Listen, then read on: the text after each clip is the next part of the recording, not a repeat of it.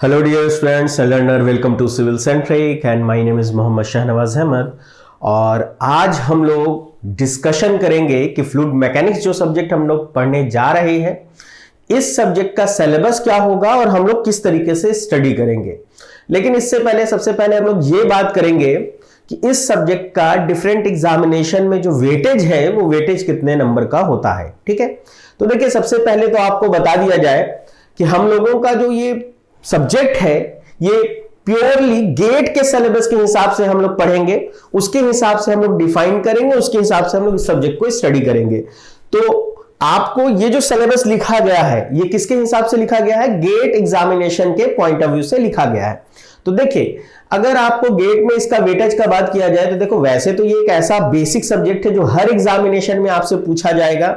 Either आप gate का paper दे लो, state PSC का पेपर दे लो, एई का पेपर दे लो, जेई का पेपर दे लो, तो कोई भी पेपर अगर आप दोगे तो इस सब्जेक्ट का उसमें वेटेज तो है ही।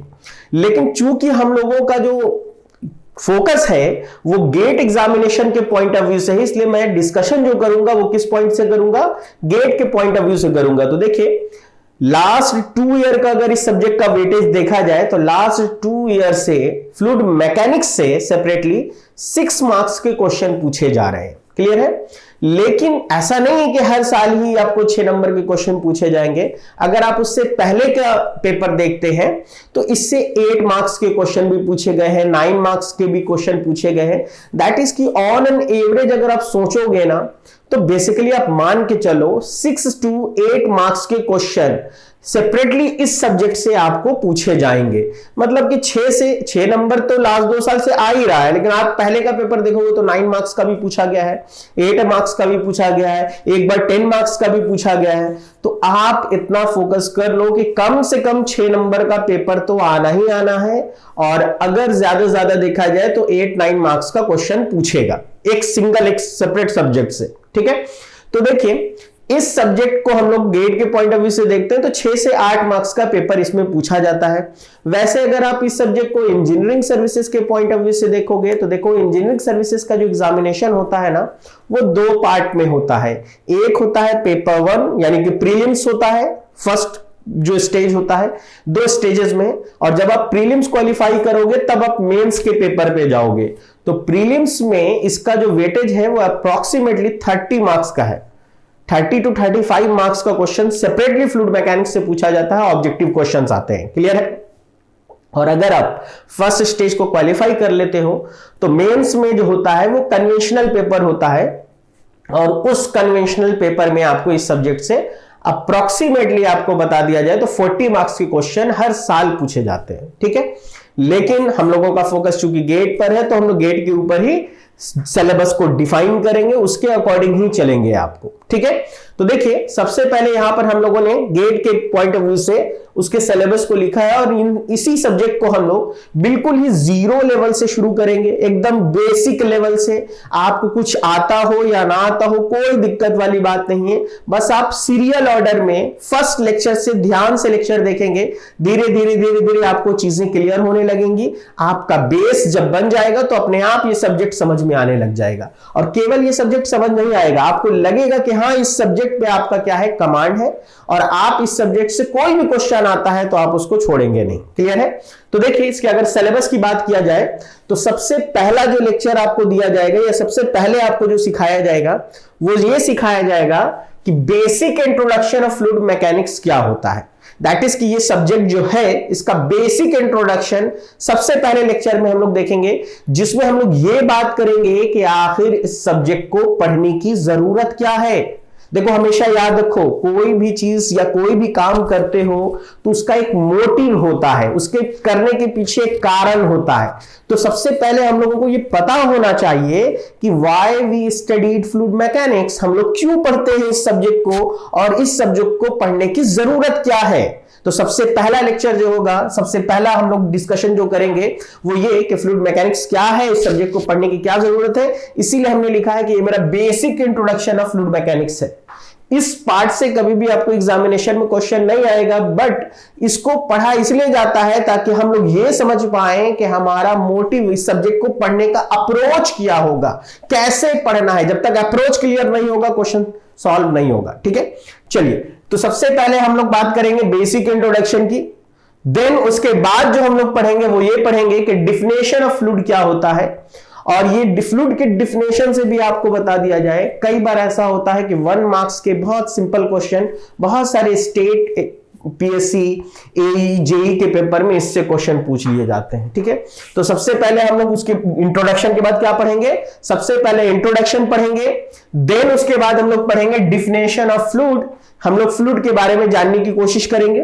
देन उसके बाद हम लोग पढ़ेंगे fluid properties and its application. और देखिए यहां पर हम एक स्टार मार्क डाल रहे हैं, मतलब ये एक ऐसा टॉपिक है जिससे अक्सर क्वेश्चन पूछ लिया जाता है, इंपॉर्टेंट है।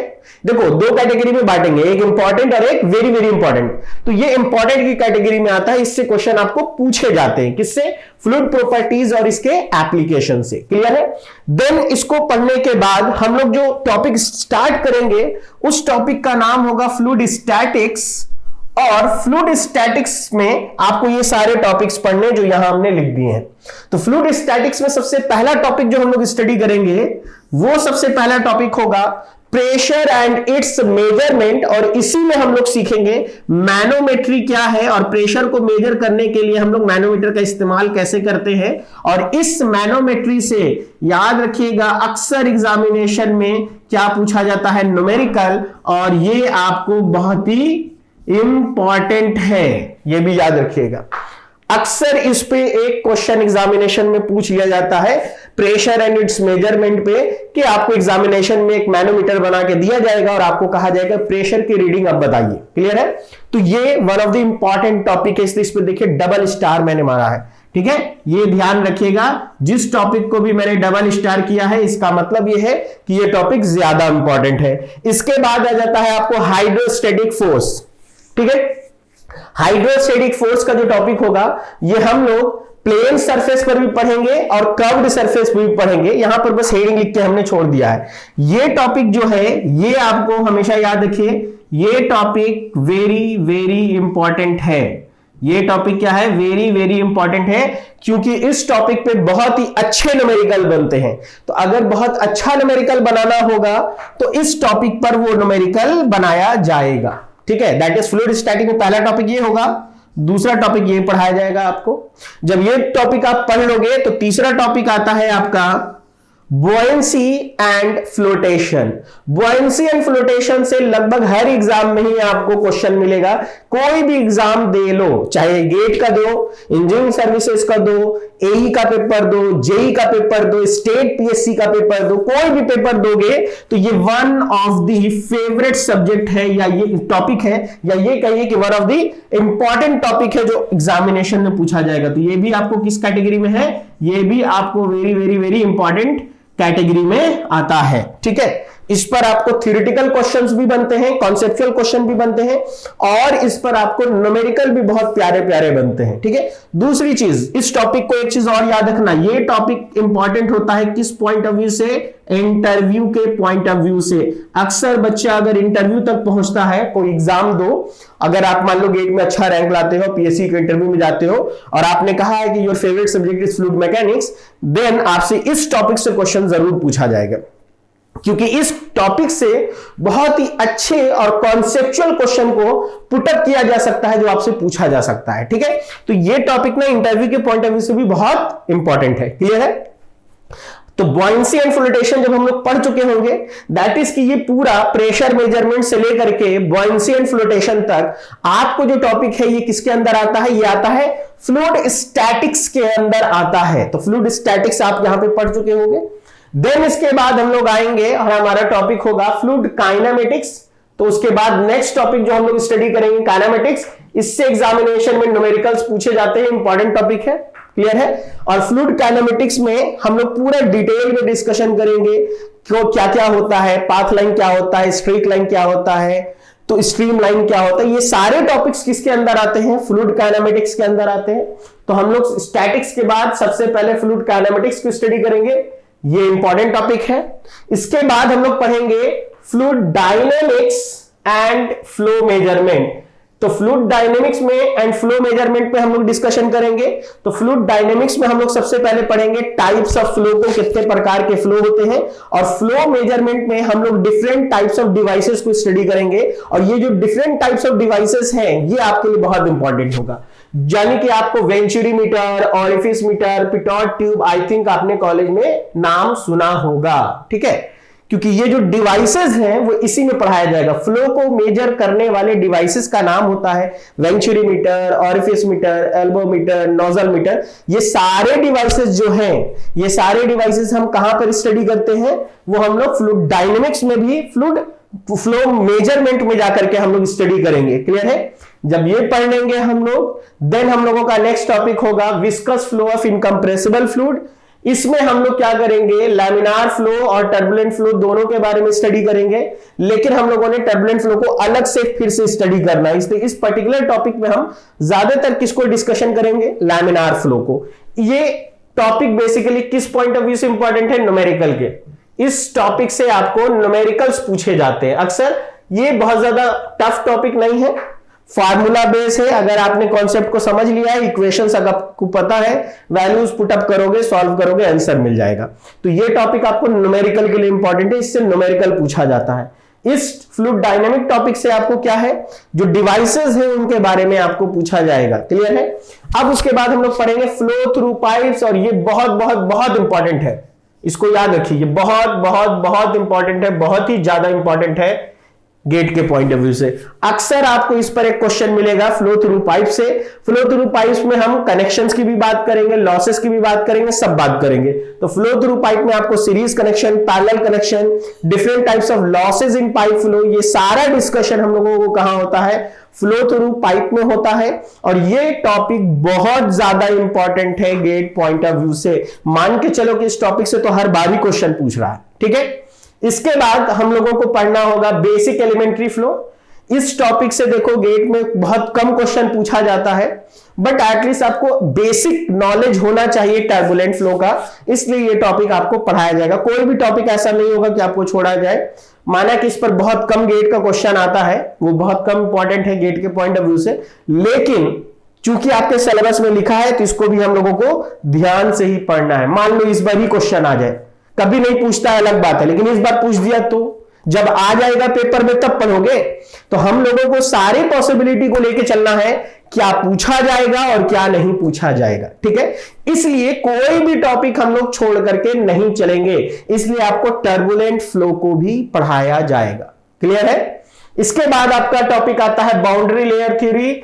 बाउंड्री लेयर थ्योरी बेसिकली आपको बता दे, ये आपको जो है ये इंटरव्यू के पॉइंट ऑफ व्यू से भी बहुत इंपॉर्टेंट है।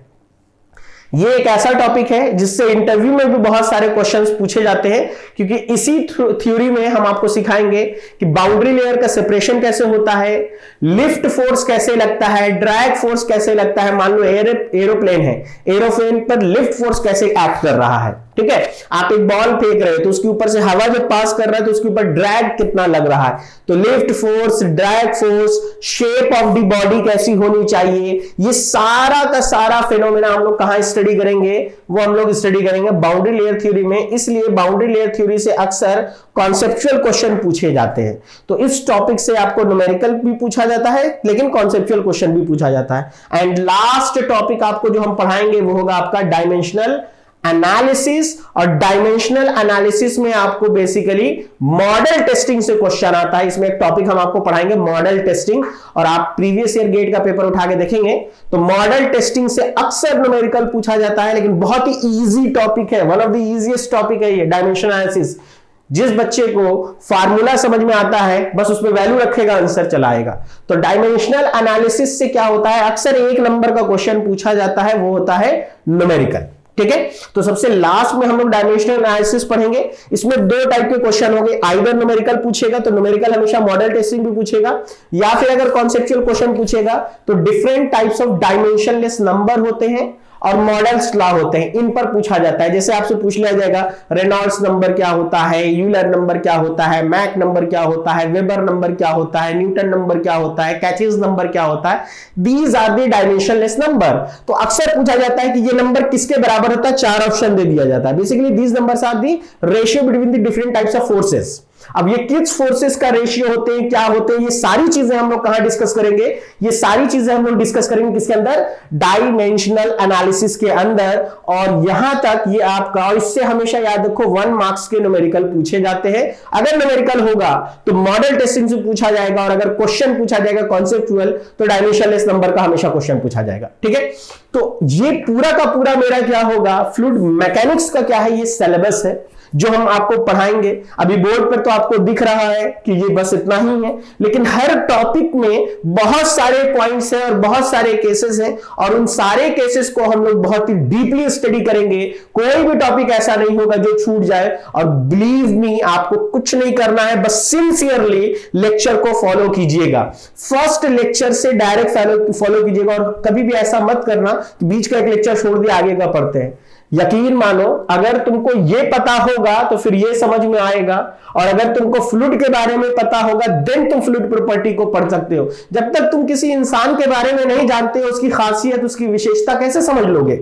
वही चीज है, तुमने फ्लूइड को जाना ही नहीं, तुम्हें फ्लूइड के बारे में कुछ पता ही नहीं कि फ्लूइड क्या होता है, तुम उसकी प्रॉपर्टी को पढ़ने चले जा रहे हो। अरे पहले किसी को जानो, पहचानो, कुछ वक्त दो, कुछ वक्त दोगे तब पता चलेगा कि अच्छा इनकी खासियत क्या है, इनको क्या पसंद है और क्या नहीं पसंद है।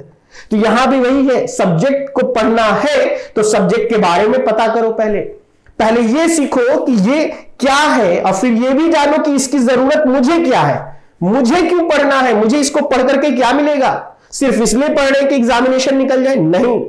बिलीव मी, अगर तुमको सब्जेक्ट के बारे में पता हो तो तुम जान जाओगे कि इस सब्जेक्ट को हम लोग प्रैक्टिकली कैसे अप्लाई करेंगे अपने लाइफ में, और इस सब्जेक्ट से हम इंडस्ट्री में कैसे काम कर सकते हैं। आप जो भी पढ़ोगे टॉप टू बॉटम सब का सब इंडस्ट्री में डायरेक्टली यूज होता है। बिलीव मी, जब आप पढ़ेंगे तो आपको ये फील आएगा कि हम लोग बिल्कुल प्रैक्टिकल अप्रोच पे बात कर रहे हैं, कोई भी थ्योरी नहीं है। जो हो रहा है वही पढ़ा जा रहा है। ऐसा कुछ नहीं कि हम लोग हाइपोथेटिकली ख्वाब में कुछ देखेंगे और उसको यहां पे डिस्कस कर देंगे, नहीं। जो भी आपको सिखाया जाएगा उसका प्रैक्टिकल एप्लीकेशन होगा, उसको हम लोग यूज करते हैं, बिना उसके कोई काम का नहीं है। ठीक है, तो देखिए ये हमारा पूरा सिलेबस रहा, और इस सिलेबस को अगर पढ़ना है आपको तो आपको बिल्कुल 0 लेवल से आपको शुरू करना है। बिलीव मी, आप धीरे धीरे देखेंगे कि खुद ब खुद आपको लगेगा कि आपका लेवल इंप्रूव हो रहा है, और आपसे क्वेश्चन खुद ब खुद बनते चले जाएंगे। देखो, अगर तुम्हें समझना है कि तुम सही डायरेक्शन में हो या गलत, तो एक ही काम करना, क्वेश्चन बनाओ। तुमने पढ़ा, बंद किया, क्वेश्चन बुक ऑन किया, और उस टॉपिक का, ऐसा नहीं कि मैंने ये टॉपिक पढ़ा और आप बाउंड्री लेयर थ्योरी लगाने लग जाओ, नहीं लगेगा। आपने जो टॉपिक पढ़ा उस टॉपिक को उठाओ और उस टॉपिक का क्या करोगे, उस टॉपिक का क्वेश्चन बनाना शुरू करोगे। तो 2 ही काम करना है, सबसे पहले कॉन्सेप्ट पढ़ना है, उसका फिर क्वेश्चन लगाना है। अगर तुम्हारा क्वेश्चन 80 to 90%, तो 100% तो पहली बार में भी नहीं लगेगा, वो धीरे धीरे आता है। लेकिन एटलीस्ट 70-80% क्वेश्चन आपको खुद से लग जाए तो आपको लगना चाहिए कि हाँ अभी हम सही डायरेक्शन में हैं। 70% क्वेश्चन, 10 क्वेश्चन बनाया, 7 बन गया, 3 नहीं बना, कोई नहीं। मतलब 3 ऐसे हैं जिनमें कॉन्सेप्ट तो वही लगेगा, बट सोचने की जरूरत है, थोड़ा अप्रोच और लगाने की जरूरत है। ठीक है, तो सबसे पहले क्वेश्चन लगाना। क्वेश्चन लग रहा है, इसका मतलब है कि आप सही डायरेक्शन में जा रहे हैं। क्लियर है, क्योंकि बिना क्वेश्चन सॉल्व किए गेट में आप इसको नहीं कर सकते हैं। तो हम लोग अपना सिलेबस इसी तरीके से डिस्कस करेंगे, और सिलेबस और सब्जेक्ट शुरू करने से पहले हमेशा एक चीज याद रखिए कि आपका फोकस क्या होना चाहिए। पहले कॉन्सेप्ट सीखना है, देन क्वेश्चन बनाना है, कॉन्सेप्ट सीखना है, फिर क्वेश्चन बनाना है। ठीक है, बिना कॉन्सेप्ट के क्वेश्चन नहीं बनेगा, पहले कॉन्सेप्ट बिल्ड करो, देन क्वेश्चन बनाओ। क्लियर है, और इसी नोट के साथ अब हम लोग फर्दर जब नेक्स्ट लेक्चर पढ़ेंगे तो हम लोग इस सब्जेक्ट को शुरू करेंगे बिल्कुल बेसिक लेवल से। आज हमने केवल इतना बताया कि ये सब्जेक्ट में क्या पढ़ना है और उसको पढ़ने का अप्रोच क्या होगा। क्लियर है, तब तक के लिए गुड बाय, टेक केयर।